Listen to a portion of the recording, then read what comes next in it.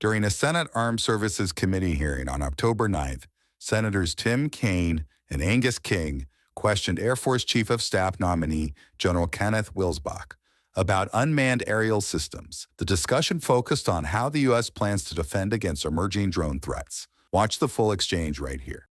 The Army has been designated the executive agent for managing the counter-UAS operation within the department, but the Air Force obviously has a very vested interest in timely and effective solutions to this challenge. And I imagine you're particularly familiar with the challenge because of your assignment at Joint Base Langley, Eustis. So tell the committee how you're thinking about the counter-UAS threat at home and abroad, and what coordination do you expect you'll have with the other stakeholders, including the Army, to deal with the threat? Yes, thank you, Senator. Great to see you again, and thanks for your time in the office the other day. So first thing, there's offensive counter UAS, and then, there's offensive UAS, which you addressed, and then there's counter UAS, so the defense side. And they're both things that we have to take on and improve our capability. Let's talk defense first. And you mentioned Langley, which happened in December of 23.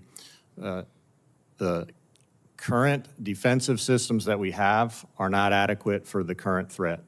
So we actually need to acquire systems that work. It's very complex in the U.S. because it's very easy to shoot these down with kinetic weapons, but you obviously wouldn't want to do that in a city like Hampton, Virginia, because the bullets drop on somebody's home. So that's not, so you have to do this non-kinetically.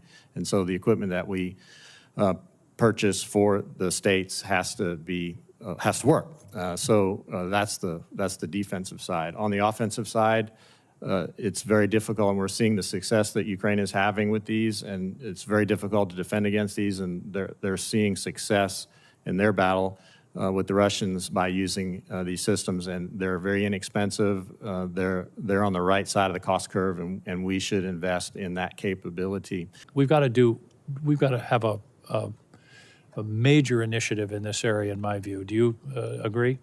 I do, Senator, and we've come to the same lessons learned that you have. That this is a tactic that would be useful for us, and it creates massive dilemmas for your adversary because they have to honor those 200,000 a month. They don't know what they're up to.